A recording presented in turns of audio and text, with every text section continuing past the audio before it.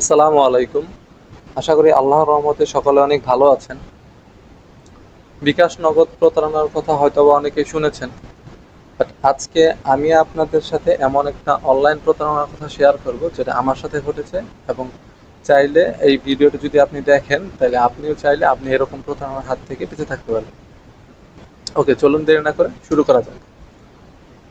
তো হোয়াটসঅ্যাপ নাম্বারে হঠাৎ করে আমার একটা কল আসছে, এরকম পুলিশের ইউনিফর্ম পরা, এবং এখানে দেখতে পাচ্ছেন তার নাম হাসান, এবং আমি যদি একটু জুম করি দেখতে পাচ্ছেন কিনা জানি না, এখানে তার ইউনিফর্মের যে নেম প্লেটটা আছে সেখানেও কিন্তু তার নাম লেখা হাসান।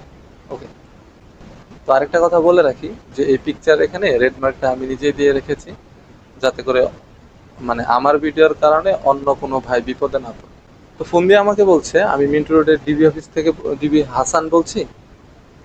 তো আপনার নামে কমপ্লেন করা হয়েছে, আপনি মানুষদেরকে হোয়াটসঅ্যাপে খারাপ খারাপ এসএমএস করেছেন। তো আমি তখন তো বললাম যে না, আমার তো এরকম কোনো এসএমএস করার প্রশ্নই ওঠে না যে আমি মানুষদেরকে বাজে বাজে এসএমএস দিব। তো তখন বলছে যে আপনার নামে কমপ্লেন করা হয়েছে। তো তারপর বলছে যে আপনার কি ডিবি অফিসে পরিচিত কেউ আছে? আমি বললাম না, ডিবি অফিসে পরিচিত কেউ নেই। তখন তিনি বলছে যে আপনি যেহেতু বলছেন যে আপনি এই কাজগুলো করেননি, আপনি মানুষকে এসএমএস দেননি, বাট আপনার নামে কমপ্লেন করা হয়েছে, তো আপনি চাইলে আমাদের ওয়েবসাইট থেকে আপনি এই কমপ্লেনটা রিমুভ করে ফেলতে পারেন। আচ্ছা, আমি বললাম কিভাবে?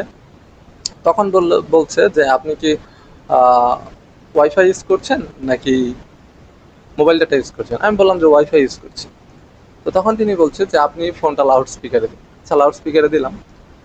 তারপর বলছে যে আপনার যে নোটিফিকেশন বার আছে, তো সেখানে খেয়াল করবেন যে আমাদের এখান থেকে একটা নোটিফিকেশন যাবে, সেটা যদি কনফার্ম করেন আমাদের এখান থেকে, আমাদের ওয়েবসাইট থেকে আপনার যে কমপ্লেনটা করা হয়েছে সেই কমপ্লেনটা ক্যান্সেল হয়ে যাবে। আচ্ছা, আমি দেখি কি করে উনি। তো আমাকে তো আগে থেকেই বলে রেখেছে যে আপনি লাউড স্পিকারে দিন এবং হচ্ছে যে নোটিফিকেশনটা খেয়াল রাখবেন। তো তো কথা বলতে বলতে একটা নোটিফিকেশন আসছে, যে নোটিফিকেশনে লেখা হচ্ছে আমার হোয়াটসঅ্যাপটা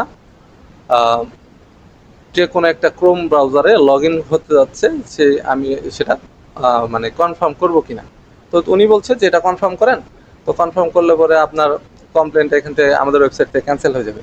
তো আপনি একটু চিন্তা করেন যে আমি যদি সেই মুহূর্তে সেটা কনফার্ম করতাম, ভুলবশত হোক বা কোনো পুলিশ ফোন দিয়েছে সেটা ভয়ে হোক বা যে কোনো কারণে হোক, তাহলে কি হতো? তাহলে আমার যে হোয়াটসঅ্যাপটা ফুল অ্যাক্সেস কিন্তু তারা নিয়ে নিত, এবং সেখান থেকে তারা যা খুশি চাইলে যা কাউকে কল দিতে পারতো, কাউকে এসএমএস দিতে পারতো, বা আমি যাদের সাথে কনভারসেশন করেছি তো সেগুলোও কিন্তু তারা দেখতে পারতো। তো একটু চিন্তা করেন যে তারা কতটা নিখুঁতভাবে কাজ করছে। দেখেন, পুলিশের ইউনিফর্ম পরে, তারপর পুলিশের ইউনিফর্মের যে নাম, সেই নামও কিন্তু তারা হোয়াটসঅ্যাপ সেট করে কল দিচ্ছে, মানুষকে এরকম বিভ্রান্ত করছে বা মানুষকে প্রতারণায় ফেলতে চেষ্টা করছে। তো মানুষ কিন্তু অনেকে কিন্তু ভয়েই কিন্তু তাদের যা বলছে তা কিন্তু করে দিবে। হ্যাঁ হ্যাঁ, আমার নামে মামলা করা হয়েছে বা আমার নামে হচ্ছে কমপ্লেন করা হয়েছে, আমার তো এখান থেকে বাঁচতে হবে। তো আপনারা কি বুঝতে পারছেন যে আজকাল পুলিশের ছবি নাম নিয়েও কিন্তু প্রতারণা শুরু হচ্ছে?